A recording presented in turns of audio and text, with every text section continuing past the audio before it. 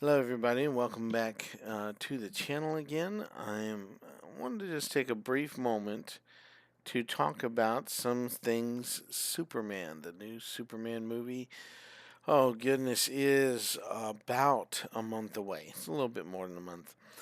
You know, it comes out actually on the 10th, but they have the 11th as the day of July.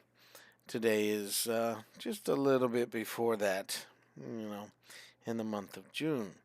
So, um, but they've come out recently with different things, just several statements and arguments and stuff like this. Months and months ago, there was a report in the newspaper. This is funny, and the story goes, and you can look it all up and see that what I'm telling you is the truth.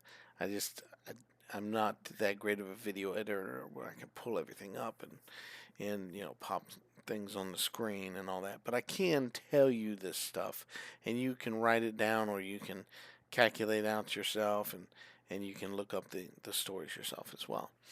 But there was a report many months ago. This has to do with the budget of the film. All right, and they're talking about in Ohio. They filed a tax document.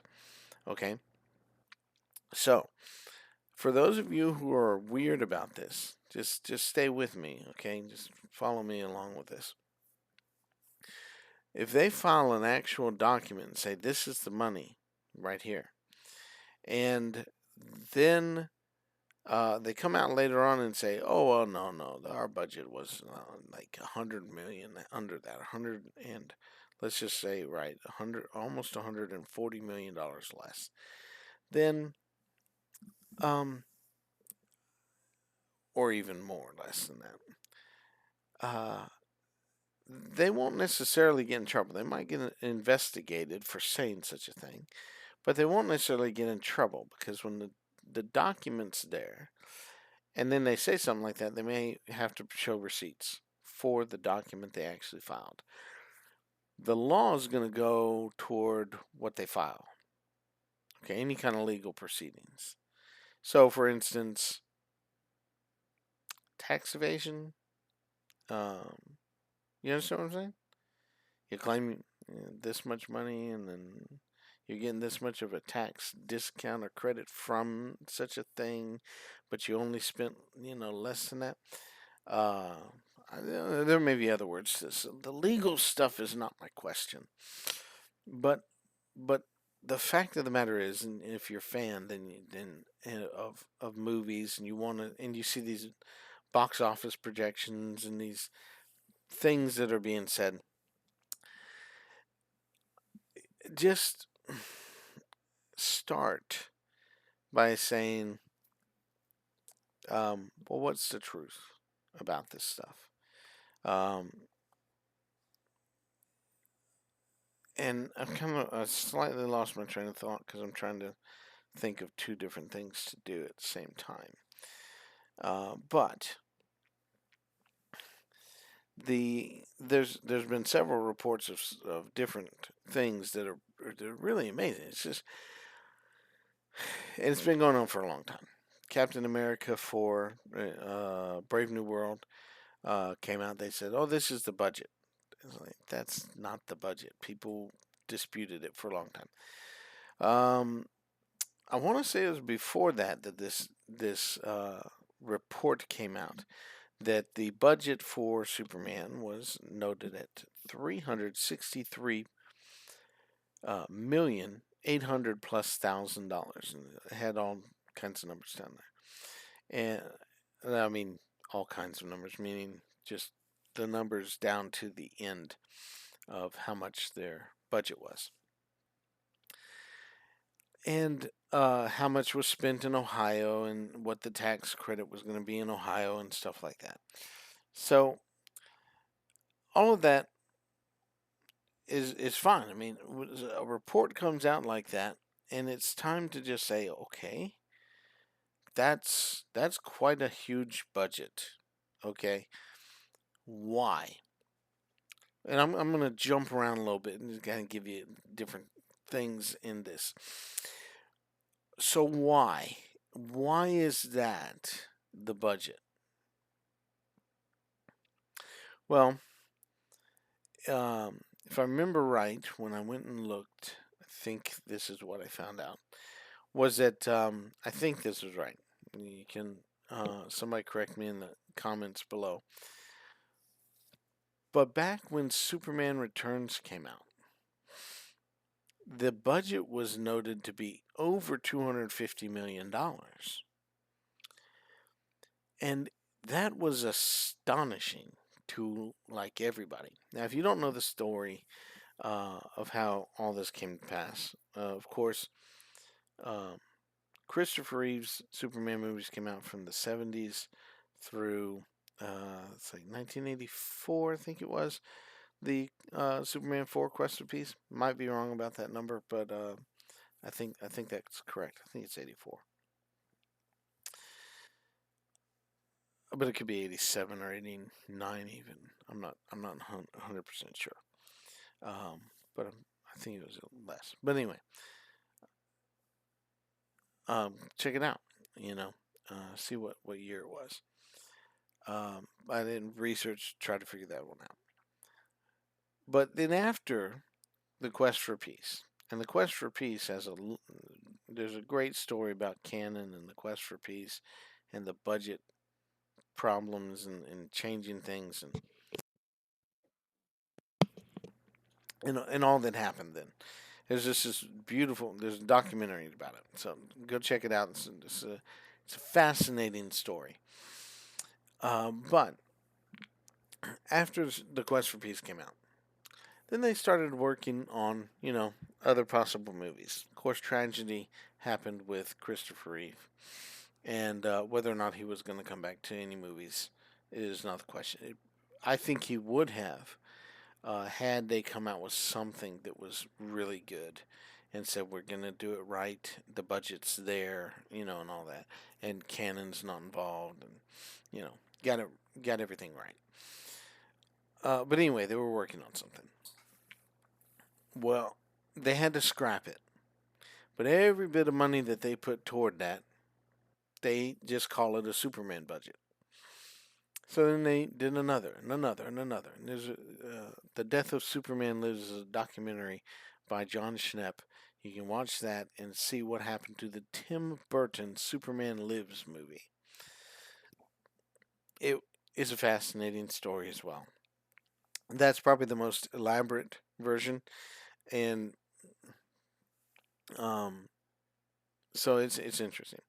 And if you want a copy of it, I've got one spare copy, Blu-ray, that's available. It's like $30 if you want it. So let me know in the comments, or you can find it online somewhere. I'm not sure. He may even be having it. Not he. He passed away, but his estate or somebody with the rights to sell it may be selling it. Um, it's very possible. So check it out. I'm not trying to sell you mine just to undercut anybody. And if they were selling it for more, I'd probably raise my price. But anyway, I'm just saying that that if you want to see it, check it out somewhere. And for all I know, it's on streaming devices somewhere, streaming services somewhere. I mean, so anyway, that movie went into full production, right? Went all the way up, building sets and doing all these things and building all kinds of stuff to the very point of they're about to shoot, like within a few days, a week, or something like that, and they shut it down. So all of that production that happened was billed to Superman. And it goes on, it's developed. It's like, well, we're gonna try to maybe Justice League Dark or something like that. Maybe some of that budget, seeps in and stuff. I think J.J. Abrams' Flyby, I believe, and Flyby could have been, a holding title, just like Genesis is a holding title for Superman, Superman Legacy. But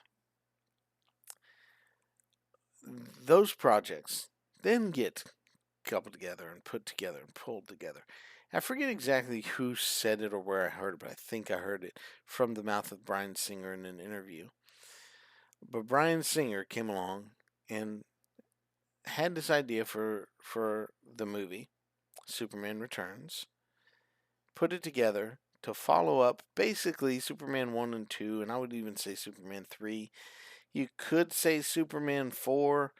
There's not really a reason to not include Superman 4, except that you don't like it. It had a better potential than what they gave it. I just watched is on YouTube the 2 hour version that has some added back in the deleted scenes and adjusted some of the special effects and stuff like that. And it is an improvement, quite an improvement. So I'll give you that. It had more potential. And I knew it at the time even because the comic book itself was better than the movie. Uh, so the comic book is something there. Now, I'm saying all that, and I'm not trying to get into the criticism of Superman 4, but all of that, Superman 1 and 2 mainly, but even 3 and 4 could all be inclusive, except for the fact that your characters are aging. There's time in between and stuff like that. There's things moving forward that maybe are a little bit odd or strange and don't make any sense, right? So again, I take it up as a following Superman 3, but very closely. Like right, Superman at the end of Superman 3 is where the story or the idea that he says to Lois is that scientists believe they discovered Krypton, and so he went to look. He had to see it for himself, that kind of thing. But if you know Superman Returns, then you know, uh, and there's a lot to be said about that. But I'm not trying to talk about all those things. Just the budget part of it. But the budget for that does not scream over $250 million in when did that come out? Let me see. I got to look that one up.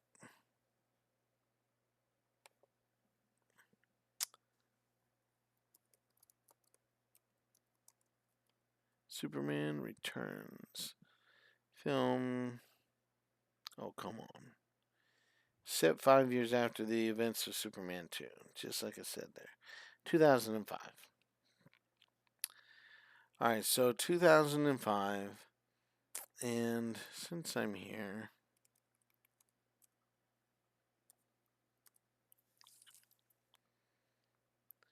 Superman 4,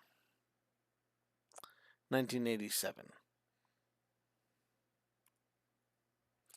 Like I said, I take it to be Superman 3 because I think Superman 3 immediately follows Superman 2, and it's just a little side note.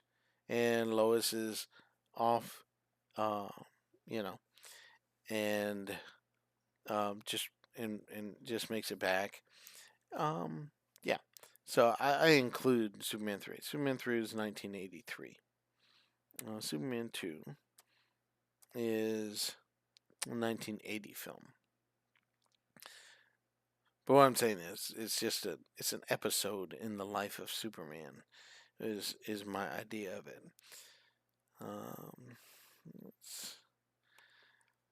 Now I don't mind. I'm not arguing with anybody. I certainly understand and can say that if we're saying Superman Returns follows one of those movies, that it's not Superman 3 because there's no Lana Lang there at the Daily Planet. That I get, and that I would say, yeah, you're right. Okay, we'll throw it away. I could also say that she's just gone after a few years. You know, she moves on to something else. She was just a secretary. She'd moved to the big city trying to do something in the world. So they just ignore that storyline. It doesn't matter that much. But that's my way of explaining it. See? But I will go back if anybody wants to fight about it. I'll go back to Superman 2 and say it's the end of Superman 2 makes more sense to me too. Yeah, I'll agree with you. Okay, but $270 million or $250 million does not make sense. And somewhere along the line, I heard them say, well, what they do is they add these things, whatever they've done in the projects. Now, it happens to be that Superman has gone through different kind of iterations of production where they were trying to do stuff. Um, in the comics, the death of Superman happened in what 1993.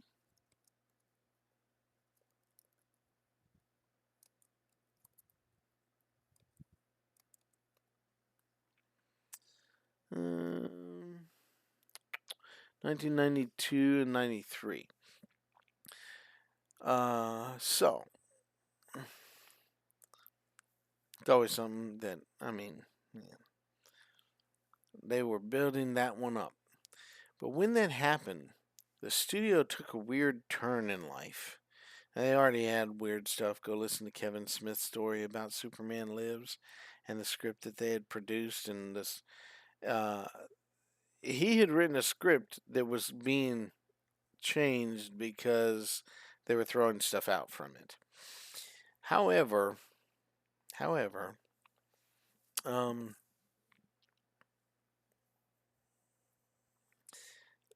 well, that's another story. We're talking about budget here. They still took that and they Tim Burton's work and what he built and did and provided all that. Probably the biggest part of it was then rolled into Superman Returns budget. So Superman Returns budget is probably you know a third of what they said it was, or let's say not more than, I don't know, I'd say a half of what they claimed. Um, but I could be wrong. There might be a little bit of adjustment to be made there. But even still, not 250, $270 million. I believe 270 was the number I saw. And you check Box Office Mojo, you'll see there on that. So going to budget though. So people claim that the Superman Returns movie flopped because of that. Well, it made, I think the last time I looked, it was $340 something million, $390 something million, 390. It was either 390. I always thought that I saw 400 something million, or that Bryan Singer had said it made 500 million, or 400 million, something like that. I'm not very sure. 400 million, if that's what he said.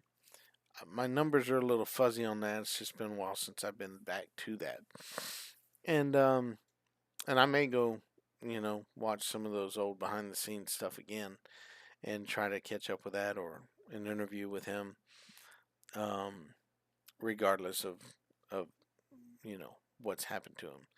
Um, uh, the point is that the money issue is is something that has constantly really been a plague to us, and uh, we use it as one of the factors of whether or not a movie is successful. It's a blockbuster. It's a great movie. Well, the Minecraft movie,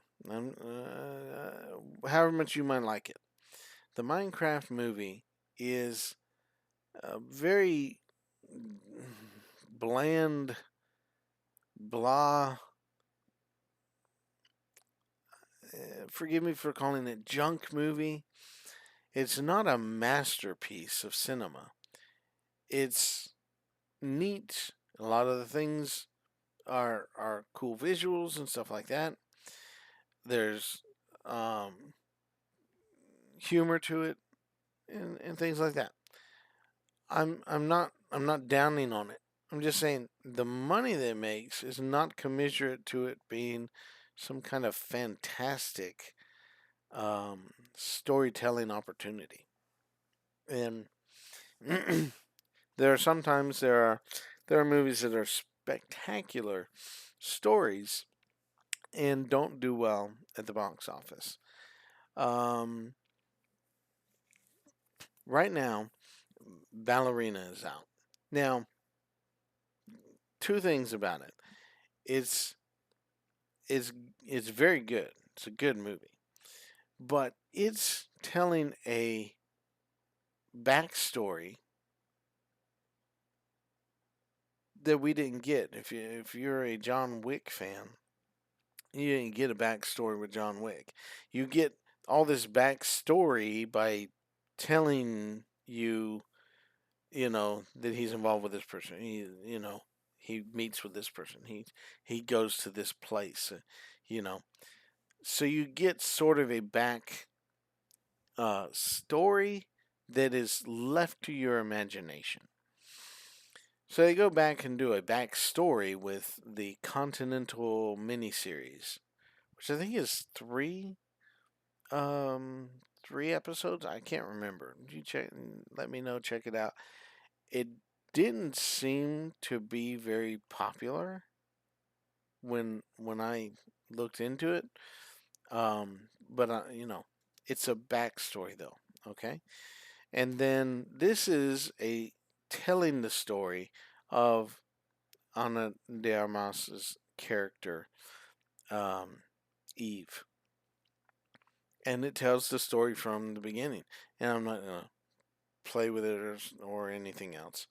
Uh, it's not a bad movie, as in all this interjection of garbage from the political realm and from um, the far left of society, uh, and the nonsense that's going on in in the world today, mostly in America.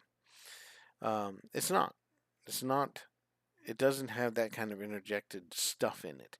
It actually tells a good story of a female character like that. If you enjoy Black Widow and the backstory of her and that sort of thing, you should enjoy this. I mean, it has a similarity to it, and maybe there's some something in there with some people that it's too much like Black Widow or something, and that's kind of ruining some people's belief about what actually happened. What the backstory of these assassins are.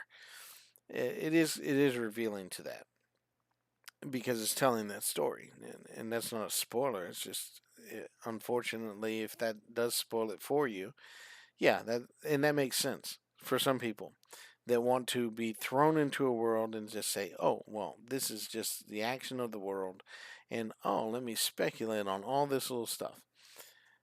It doesn't tell a story like John Wick or any of the John Wicks the way that those stories are told. And that much I could say, okay, yeah, this is an oddball. And if they didn't do it that way, they could have. They could have, thrown her into it and just had some flashbacks and some stuff like that to try to say what's going on and where they're going with it. So it could have been done differently. It wasn't done that way. That could be part of the problem, but it's a good movie. And um, so, like I said, the two things about it: it's a good movie, but it's an oddball from the John Wicks. It's still good in the way John Wick movies are good, and it has so much great action and great set pieces and all that stuff in it. It's really good. But it is a different way of telling a story, and that could be a drawback for John Wick fans. At the same time, where it doesn't feel as much like John Wick um, uh, movies, but um, hopefully you go and see it, judge it for yourself. Don't just take any kind of fear that this is bad because so many movies in this world are going bad because of the way that just cringe garbage is going on in our society. So, uh, you know. But anyway, back to the budget stuff. Movies can make good money uh, with very low budget. Okay, and they could make very poor box office returns with a very high budget. The claim is Mission Impossible: The Final Reckoning is um, very high budget just now, where the box office worldwide returns are as much or a little bit more than the budget. And it's still got a ways to go. It really just started, so it's got a little while to play out. Lilo and Stitch is doing well box office wise. Um, there's and I'm not trying to do reviews for a bunch of movies, but I'm thinking of a lot of stuff just off the top of my head too. But The Accountant 2, that was an amazing movie, great movie, and a great story. And but it's about a subject that a lot of people don't want to deal with in our society. And same thing with other movies about human trafficking, um, and so forth. So, you know, we need to support the right movies. But that movie made not as much as I would have hoped, and I sure hope they're intending to do an Accountant 3 and much faster than they did the previous iteration. You know, too many years in between. I mean, should have only been about a week. You know, they should have immediately gone into production for the new movie. But yeah. Anyway, the first Accountant, was amazing, great movie. Uh, mm. And then The Accountant 2 is a great movie as well. And both of them should be given more um, attention and more sales than they have. I know rated R have a certain set of people that are going to be able to go to it and stuff like that. That's true. Um, Big blockbusters are going to have a hard time if you're not, Deadpool, and it's understood that these things are happening. It's unfortunately, played for too much comedy. It's too much garbage played for comedy in that kind of movie. But still a very spectacular movie. Okay, Deadpool and Wolverine, uh, and making plenty of money. Uh, but not every movie is going to be that way. Most comic book movies are not going to work as an R-rated movie, and that should be well understood. So I'm kind of surprised when I keep seeing these film. This film is not yet rated, and tickets are on sale. And they may have just rated it, but the last I saw, the Fantastic Four was not yet rated. So anyway, but the budget again, the budget. So the budget could be inflated by saying something like that. But however, when Man of Steel came out, that they wrapped that up, in the budget, 225 million, which I don't know how it was ever that much either. Um, or well, I could see that much, but it seems like something was added to it from before. But who knows, However, after that, nothing went toward a Superman movie. Okay, it was essentially shut down and shut down and shut down and shut down until around the time of um, Black Adam and Henry Cavill's return to Superman and the announcement that he was returning, and then they were supposed to be starting to work on stuff. And behind the scenes, of course, there was already the Peter Safran James Gunn issue happening.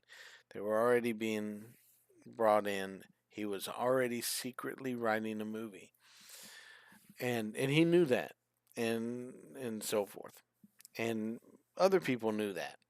And when they met with Henry and dismissed him, and I'm just going to say it that way and be as gentlemanly as I can, that is the beginning of the Superman budget. So when they say $363.8 million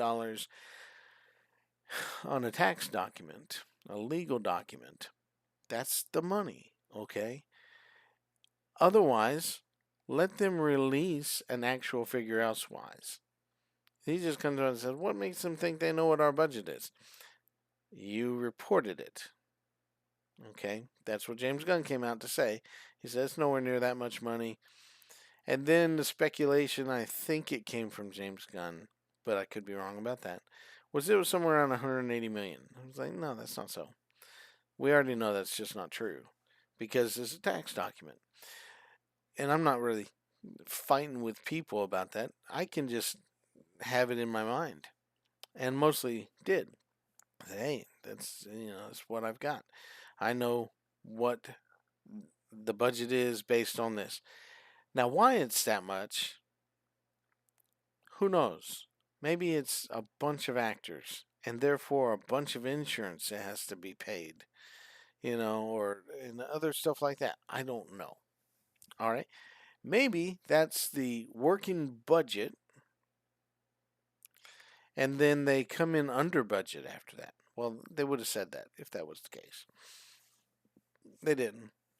It came out not too long ago. Said, "Oh, it's 225 million, just matching the Man of Steel numbers." Oh, I see. Um, yeah, no, I don't think so. Even if you put a bunch of tax incentives on that, I don't think that that's going to be the case. But people have been arguing about what this movie needs to make to be successful. So I got a couple of things about the numbers, and I went and Googled this information not too long ago.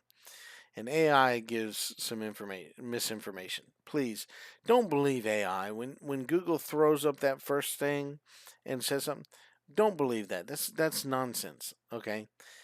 Unrelatedly, I was typing in a thing about baptism, and it was a quote from an old book, basically, and trying to find it and trying to search out, where it was said.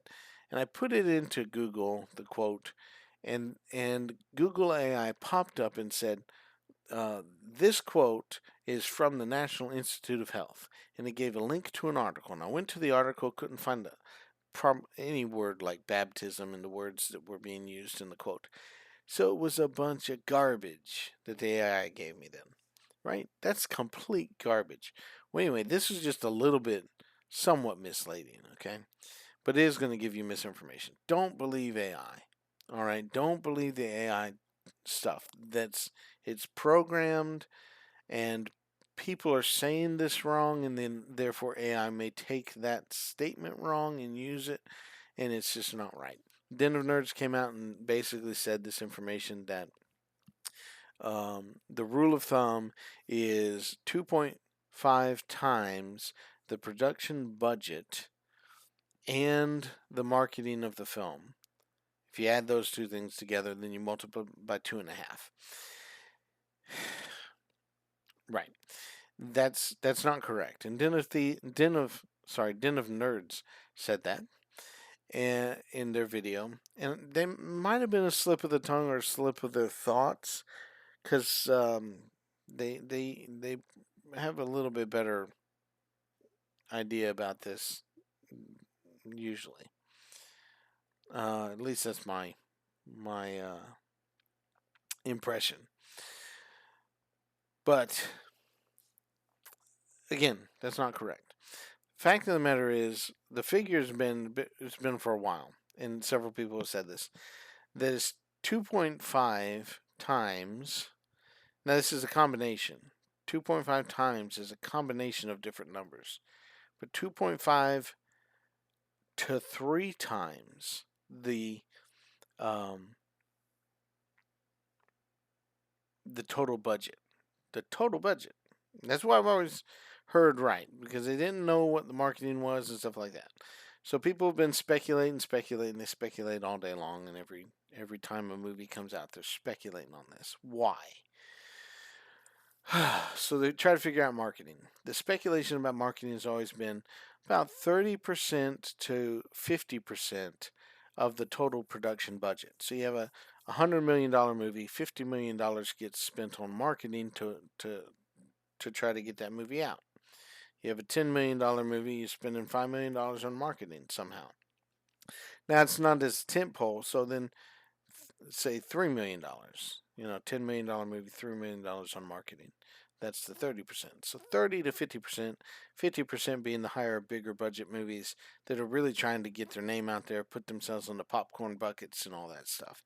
Your little rom-coms and stuff like that only cost, a few million. They're going to be a lower marketing budget, because that's just the way it is. Right? That's the idea. Anyway, that's what I've always understood too. Then they factor in the theater's take. Now, overseas, I've heard 55 to 60%, or 50 to 55, I can't remember, internationally. That depends. In China, I believe, somebody said this, 75% goes to the theaters. So you get 25%. Now, with Disney movies, I've also heard with Disney movies, it's like 75% goes to Disney, and you're just blessed to be able to have it in your theater or something like that. I think, no, we can stop using that. And other than Lilo and Stitch, they haven't been on a good track record at all. See Snow White, which I probably have to re upload my review of that because Rotten Tomatoes keeps taking it down. Check it out on Facebook if you like, though.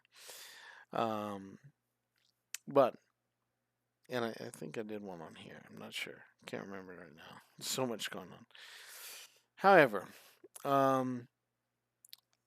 40 to 60%, 40 to 55% is the theater take, I believe, for most movies, and 60% goes to the studio.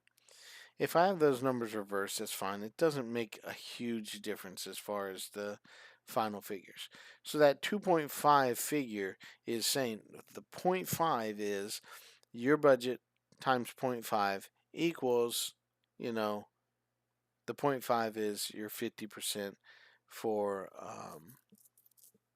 your marketing. And then the thing going to is basically saying twice whatever the gross is and of the box office is you're going to see that production budget, basically, if that makes sense. So production budget, $100 million. It makes $200 million, right? Then $100 million is going to and I'm making it easy for us to say 50-50. $100 million is going to the theaters, and $100 million is going back to the studio, and $50 million was spent on marketing, so you lost $50 million. Make sense? Okay, so 2.5 is where you can get that. So if it's a $100 million budget, $250 million is your number to break even. So $50 million is the marketing, $100 million back to the studio, $100 to the theaters. The theaters, I don't know what their overhead is. Okay, so that's the big qualifier with that. They make more money from popcorn and food sales, drink sales, than they do from the ticket sales. Is my understanding, and it makes perfectly good understanding too. It makes perfect sense when you think about that too. Um, and they gotta pay for popcorn buckets and stuff like that. I'm assuming that they can send them back to manufacturers as well if they don't sell any of them. But they do tend to market way down after a while. I got a uh, okay, Red One, the movie Red One with um, The Rock and Chris Evans and J.K. Simmons about Santa Claus. Red One, and there was a Krampus schlop or Krampus mug that was sold in the theaters for, I think it was $30 or $40, 30 or $40. They got down finally, I think, to 3 or 4 of them left over, and they sold them for $5 a piece. Well, there must have been at least 4 of them because I got 3 of them. Yeah, spent $15 and got 3 of the mugs that had originally, I think, cost $40, but I'm not sure. Um, and I was like, I can't spend $40. But when I heard it was 5, I was like, wow, that's awesome, and I'm getting it. So they do mark them down eventually. Uh, and it's a well built mug. So I assume that the mug actually cost them more than that to get in because it was a marketing thing too. But anyway, that's part of the marketing budget. And at the same time, it helps the theaters to sell some product, and they make money off of those things. So moving away from that, moving away from theater stuff, and I'm just trying to make you not feel too bad for the theaters.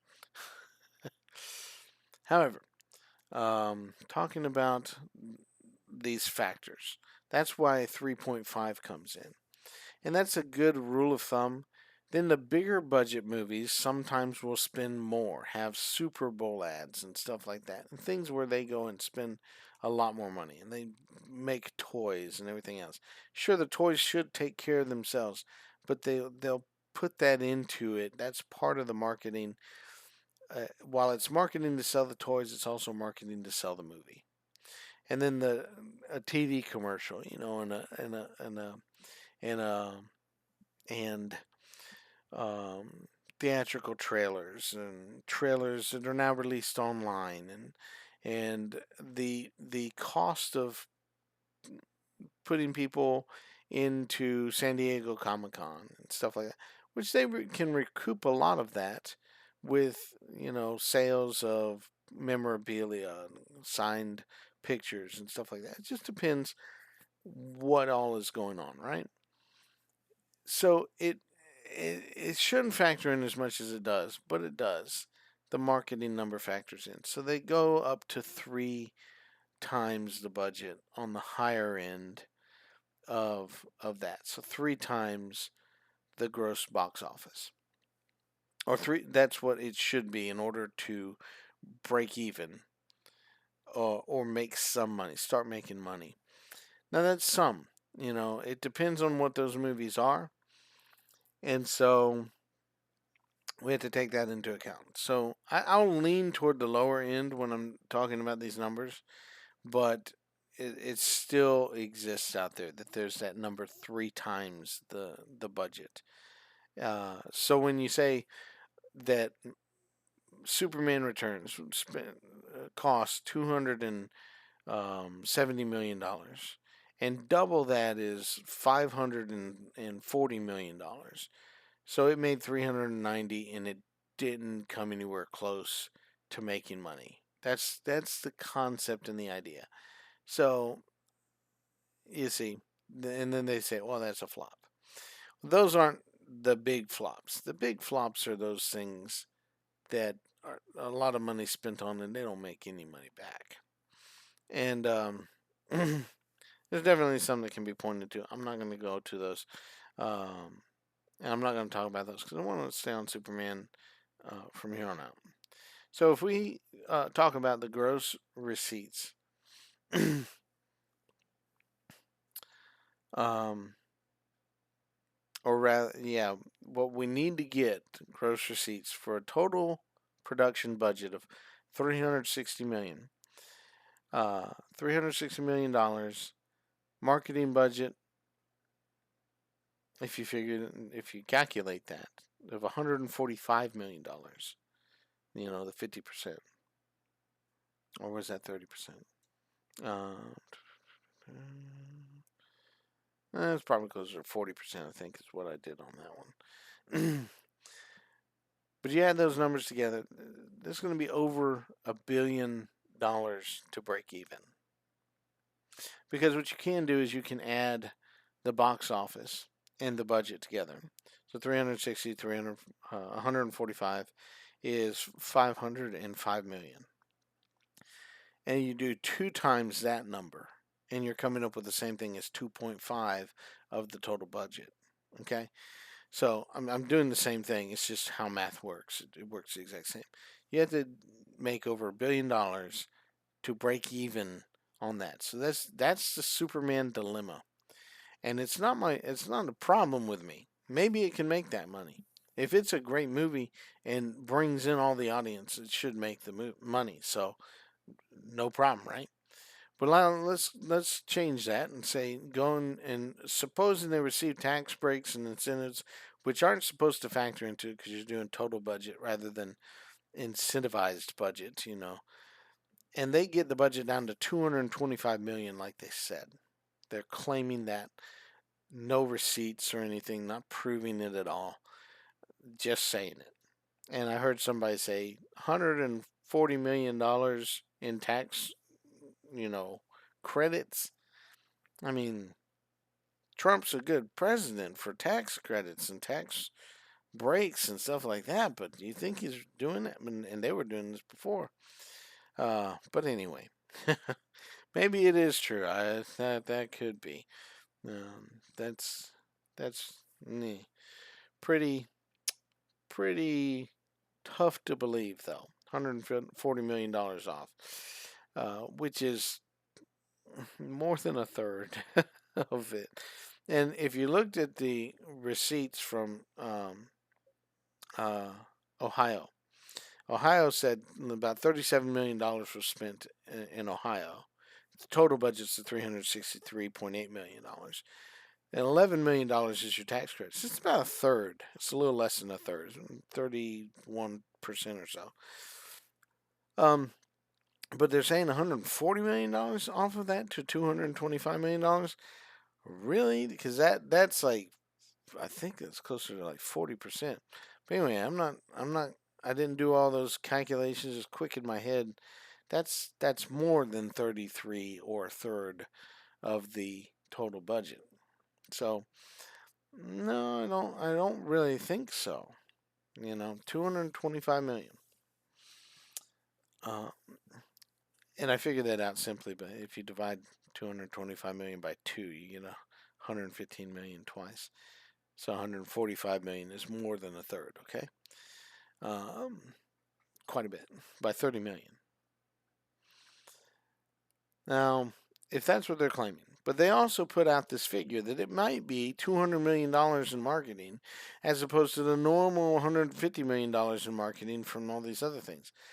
And I'm thinking, why did they change this theory around like that? Because, like I said, it had always been 50% of the production budget. Up to 50% is what you figure. You didn't spend as much. And I did hear some people say a long time ago they spent as much in marketing as they did the movie. I'm like, why would you even think that? That's crazy. Because now you're just doubling the budgets on everything. And when you see a movie making, only a little bit more than double, then you're not making any money. That's crazy. But because again, the theaters have to be paid, or they're not going to be in business to there and show your movie, right? So they've got to work out a deal somehow that works for both of them. Well, anyway, if those two figures are true, then you got $425 million, right? And that would be about 89%, almost 89% of the budget instead of 30 to 50%. That's, again, crazy on the budget. I just don't think so. Um, oop, I moved around somewhere. There we go. Let's do this. Yeah, those box office receipts. Then, like I said, I figure out the low end. And theaters take 40% of it. Then again, 425 million. If you double that, that's 850 million. So if I move it down where the theaters are only taking 40%, then you got to exceed still $710 million to break even. Now that's the figures they're giving us. That's the Superman dilemma. Again, the budget though is as high as they said it was. You take that $11 million out of it, it's $352 million, 2.8 million. So another $127.8 million has to be accounted for in order to get that 225 million. I tried to think about it, and I don't trust the rap for that. And all it was speculation. There's no figures given. There's no proof. There's no evidence and anything like that. I guess you don't need it to sit here and put out a report, right? Maybe that's true. Um, but that sounds kind of crazy. But I don't believe them. I don't disagree with somebody's math that says you got 225 million and you 2.25. I'm sorry, 2.5 times that is about 560 something million. That's true, but that doesn't factor into that the same people that told you it's 225 million are telling you they're spending possibly $200 million on advertising. Even if we do 150 million I mean that's still a crazy amount of money. All right, so um, I'm fine with somebody saying, yeah, this is how you use this multiplier on the production budget. But while they're changing all these things about marketing and saying new things about marketing, you gotta say, well, okay, I gotta factor something into that. I also don't see them spending a lot of money in marketing. Not a lot. Now they've put out posters, but I mean, you're paying somebody to design the posters. Somebody take some pictures, some photographs, and stuff like that, and and and somebody's working on the computer to work the magic of producing something. I don't know how much those things cost, but I don't imagine they're enough to drive the marketing up to 200 million. And there's some toys out that I'm not seeing fly off the shelves at all. They're sitting there gathering dust or whatever they gather. um, I mean, there's nothing there as far as toys um, actually being sold.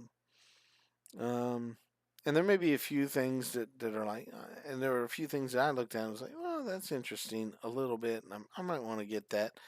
But pretty much, you can get anything that they're selling. You can go to McFarlane Toys and get their bundles still. I'm pretty sure it's not sold out. And there's only one toy that was claimed to be sold out, and it was still in pre-sale mode. And it's kind of strange that they could say it was sold out, but that means they limited the production, right? That's all I can see. But anyway, um, I don't see a lot of marketing. I don't see a lot. There's two trailers. There's a sneak peek extended trailer, and then now there's several TV spots. But it's the last month. It hasn't been producing, marketing stuff for a while. Okay, a long while. Man of Steel had a longer time of marketing than than this movie does. This movie is Superman has been, and it really, I would love for them to change the name to Superman Legacy, and bring it back to Superman Legacy, and and please, I mean, I would ask you to do that, please. If anybody out there is listening, Warner Brothers DC, James Gunn, or anybody else, or anybody that can talk to them or give them a word, change the movie's name back to Superman Legacy. Let it be called that. I don't know why you wouldn't call it that. That's what you wanted to call it, so call it that. But if not, it's going to be what it is. But the Superman movie coming out uh, it has really been word of mouth. It's just been some rumors and statements and Twitter posts back and forth and a picture released here and there. Now, if that's part of marketing, that means that James Gunn mostly is paying himself a lot of money through the budget to make up that 300, I don't know, 60 some million if that was part of it. If that's part of production costs and marketing just as the release of it. Yeah, maybe so. Maybe that all makes sense. But it doesn't to me. I don't see that much in it. But if I'm trying to be more fair, and I've been at this talking for a while now, I'm not even sure how long, but I'm going to try to be fair about this. And I can pretend the budget is cut instead of the total budget. We take it down after tax credits and incentives, and we give it $275 million as a budget. That's nearly $100 million off. It's like $90 million in tax credits, incentives. And then give it 50% for marketing. Okay? 50%. That makes it where the box office to break even is around, and I'm going on the low end again still, of the 40% to the theaters and everything. That's around $80 million, or $800 million, not 80, 800 million. 800 million to break even. Just to break even. And then start making money after that. So that's you get those figures thrown around. They've been saying 700 million, and then some have said 900 millions and stuff like this. And let me ask you a couple of questions. Why does the film industry play this kind of game? Why do you do that? Why is there a speculation game at all? You have reports reporting things out there. The Hollywood Reporter, right? The Wrap, stuff like that. Just give the right true number. Give all the numbers and let somebody figure out the accounting of it. Okay? Why play the game? Why not? They have to have these reports. They've got to have this stuff, I would think. Maybe I'm wrong. Maybe they don't need to have reports, or they don't have to account for the actual numbers that they have and stuff like that. But I can't believe that's not true, or that is true. I can't believe that it's not true that they can just give you numbers. They can say, we have allotted $200 million for this film. And they came in over budget. This kind of thing was discussed in the past. We're not even discussing whether or not they're over budget, under budget, or anything else. We're not even saying that. The precise number of the figures, um, back in the tax filing is enough to say, okay, they know pretty much what they spent on it. Well, so present that. In every other movie, present that. I've heard some people say that they have to do this over in England, so therefore we should get the exact numbers of these, different movies. It may be true. And I've always liked to look at the budget and then speculate and then look at the gross box office returns and say, yeah, this was successful monetarily, whether or not it was a great movie. Or even if it comes in later and it's like a beloved movie, cult classics and all this other stuff that happens after the movie comes out. Like, there are great movies out there that didn't do well in theaters that should be enjoyed by people. Okay, but we're not talking about all that. We're talking about this. But give us the numbers. Let's stop this speculation bunch of nonsense, lots of wasted time on it. How much time am I wasting doing this? I don't know. I hope I'm not wasting a lot of time. Hopefully, this is kind of interesting. But the problem, though, and let's just say that this movie really only needed about 600 million to break even. Let's just even say that. This is where the rubber is going to meet the road. Okay? If that's what it needs to break even, I'm going to say this, and I'm going to make this statement that maybe people don't agree with. So this is where we can disagree, and you can give me your opinion, but I'm going to give you mine.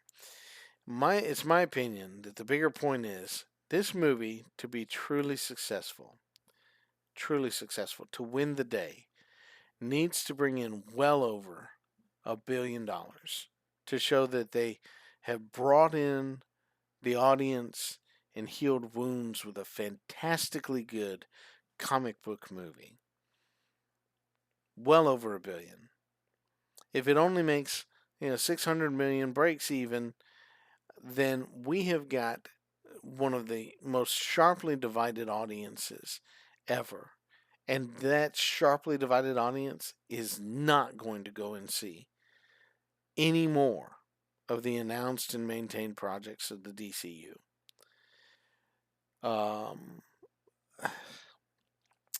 If this is a great movie, great comic book movie, and just could launch something, then you're going to see successfulness with Supergirl and stuff like that. But we had a Supergirl movie, didn't do well, and there's a variety of reasons for it. But regardless of what you may think about of that movie or its success or non-success, and for me, it's a superhero movie, part of the Superman universe, and it's fun. Even though it's got a lot of ridiculousness to it. But gotta talk about that some other time. But another Supergirl movie that's supposed to be following up and coming from this, and the rumors I've heard are ridiculous. So I'm not even entertaining those things right now. What I'm looking at is it's somewhat the next movie on the line. It's finished its shooting, right? And it's in its post production. So it's running through, whatever it needs to do to be ready to be released. Well, again, if this movie makes 600 million, 700 million, 800 million, even 900 million, we're going to be saying you couldn't break that with people out there that are proclaiming how James Gunn's the greatest filmmaker for this. He understands everything about it. I'm not even going to go into all of it. Whether or not it's true, okay? If he is what you're claiming, then to make under $1 billion for a Superman movie that's got this much free publicity everywhere with people, watching the trailers and in spite of copyrights all the time from Warner Brothers, or the DC studio, whoever it is that's saying they own the copyright, uh, and audio visual. I assume it's DC because I've done my reactions from the DC released videos and pointed you to the DC channel, and they've still said, "Hey, copyright," and I've had to cut them up on YouTube. Go to Rumble if you want to see the full things. But it's going to be a perceived failure, even if it's a financial success, at under $1 billion. It's just going to be. That's my opinion. I don't believe that I've heard the arguments otherwise. I'm not convinced. The argument I'm making is about the audience perception and the people and the division that's there. Okay, and it's not about whether or not any of Zack Snyder's films made a billion or anything like that. Um, I understand division there, and that may be the cause of it, maybe not. Adjusted for inflation, those numbers may be a little better than you think they are. But nevertheless, what I would have loved for DCEU movies to have been making over $1 billion other than Aquaman and before Aquaman did. And they had the potential. But, you know, DC, Warner Brothers being what it was and what it still seems to be, uh, has that problem. Has that problem. So uh, that's my position on it. I think that making 600, $700 million or 800 million is going to show that sharply divided audience and just going to show that wedge is too much. It did not bring us together. And for all the Super Snyder fans that are not giving this movie a chance, I understand. And um, many of you I might not even convince, and you won't even watch me. But if I do have your ear, and I could say something that would help, uh, if you give the movie a chance, go to the movie and you say, "Well, I don't like it.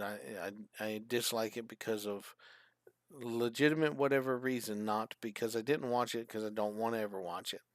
Though, although that's legitimate too, for certain um, for certain reasons. I think it's illegitimate just to say, "No, I'm not going to see it." If you claim you're a Superman film fan, um, because I hate this movie. You know what I mean? Because you haven't seen the movie. Now, if you say, "Well, I don't like James Gunn and don't like things that have happened over this course of months," I'll be like, "Okay, I understand that. I get it, and I totally agree with you." Okay, I can agree with you on that. I think you could still give the movie a chance to show that it's a good movie, or just see the movie and judge it on its own merits as a movie, rather than what happened. But if you say, "I don't want to ever see the movie because of that," then you're probably not saying, "I hate the movie." You're probably just saying, "I hate the situation and I'm not going to watch this movie. And I'll wait till something else comes out, or wait until everybody raves about it and says it's great, and then maybe change my mind and go see it, or see it sometime after it comes out on streaming, or something later on." Which, if you're watching the streaming service of Warner Brothers, then you are promoting and um, promoting and supporting them as well. Okay, so that's not really waiting till it comes out on streaming. It's not as big of a um, problem for them as you might think it is. But anyway, uh, now comment below if you know more about the DC projects that are being stated are coming. I heard about Clayface maybe coming. That the Batman 2 has been postponed, and there's been rumors about different things about that, and whether or not that's going to be in the DCEU. I think that's probably the one of the main reasons that it's kind of being pushed off, and they're not trying not to talk too much about it. That, and I think Matt Reeves, if he's ill, um, hey, let's pray for him, and if his illness is keeping it pushed back, then that's a problem. That's the kind of movie for most of you that should have immediately been put into production, for the second film, because it seemed obvious to begin make that like Batman Begins and go into the next movie, The Dark Knight, as soon as possible. Now, you know, Nevertheless, but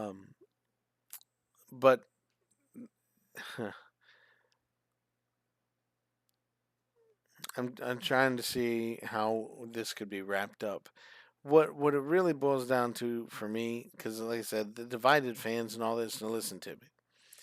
I understand fans putting aside everything and then saying, I'm looking forward to watching the movie so that I can see whether or not it's any good, and I'll give you an honest report whether or not it's good. I get it. Okay, I understand that too.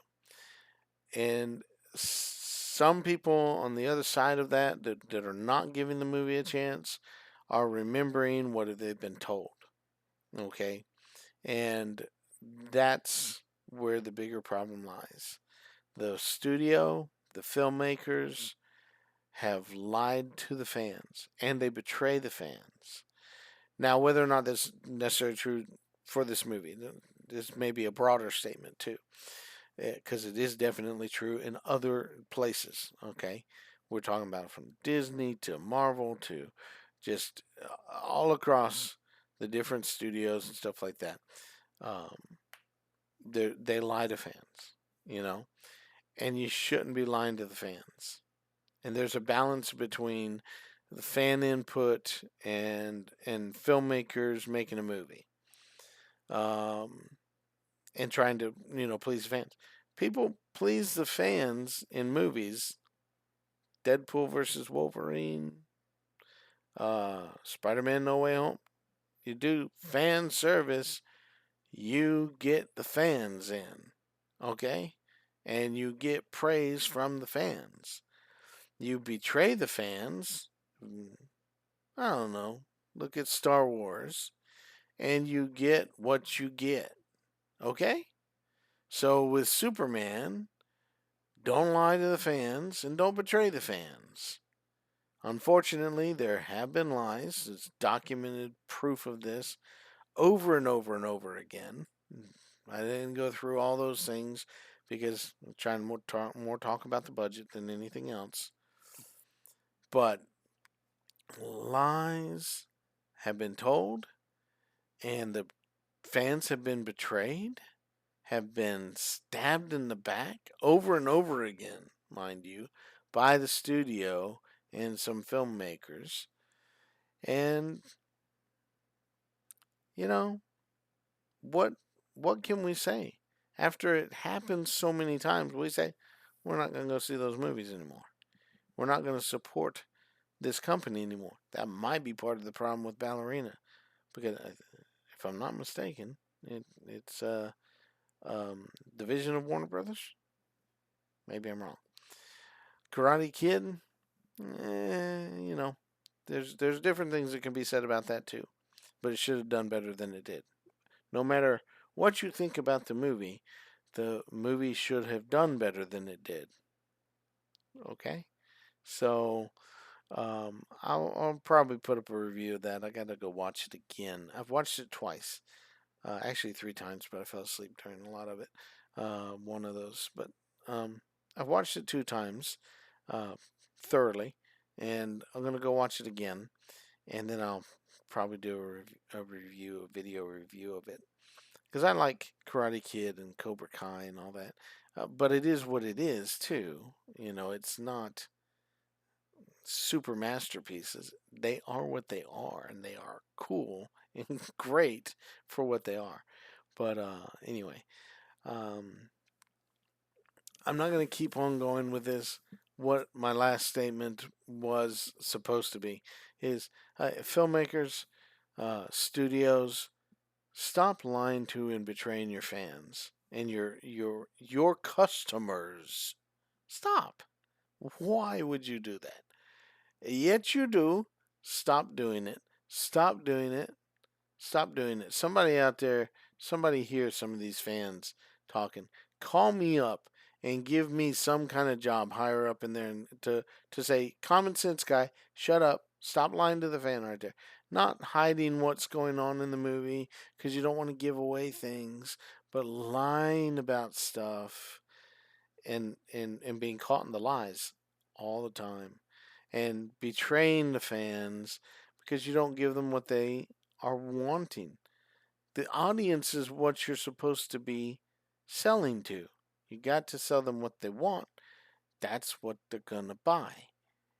It's common sense. You're not out there to promote your own message, in defiance of everybody else out there. All right? There are places for that.